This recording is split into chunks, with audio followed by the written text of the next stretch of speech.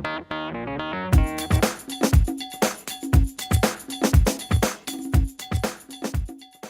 everyone, welcome back to my channel, and today I will be doing a tag video. I was tagged by Sis Laarni. I'll just put her link down below on the description box. And this tag is perfect today because it's rainy Saturday, and this is called rainy day tag. So I have here 15 questions. I will start now. Which do you prefer, a sunny day or a rainy day? Siyempre, sunny day. Kasi rainy day, usually may kasamang, typhoon. What do you like most about rainy day? What I like most about rainy day, yung temperature na malamig. It's raining right now. What are you eating? Soups. Like, sopas, pwedeng champurado, mami, noodles. So, number 4, what would you like to do on a rainy day? Sa bahay lang, tapos movie marathon.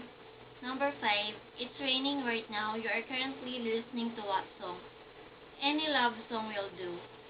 Number 6, a rainy day reminds you of what movie?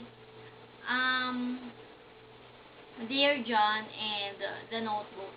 Not because it's both movies have yung raining scene. Hindi kasi I remember nung pinapanood ko rin to rainy day, and parang 2 years ago na yata, and from then on naging favorite ko siya kasi maganda naman talaga yung story. So number 7, if you could rewatch anything on a rainy day, what would it be? Yon, yung The Notebook and Dear John. What is your idea of a perfect rainy day? My idea of a perfect rainy day, yung sa bahay lang, tapos yun, movie marathon, and yun, hindi lalabas kasi pag lalabas, hassle kasi nga umuulan. Number 9, what would you wear on a rainy day at home and outside? At home, ganito lang. Or jacket, sweater, pajama, yun. Outside, yun, jacket and blazer, or basta yung appropriate lang sa, weather. So, number 10, are you afraid of lightning and thunder?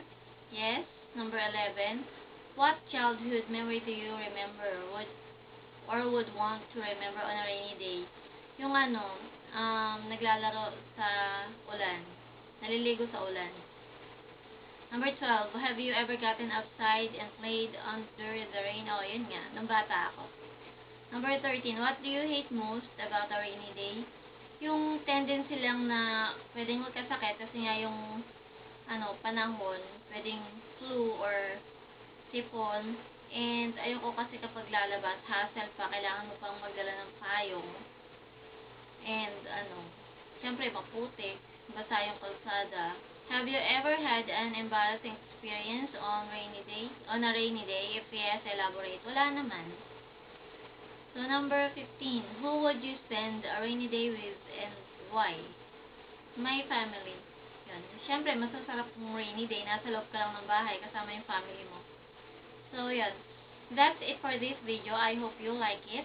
And I am tagging all of you na hindi pa nakakagawa ng rainy day tag.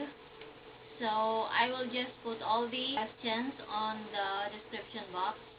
And thank you so much for watching. See you on my next one. Bye-bye.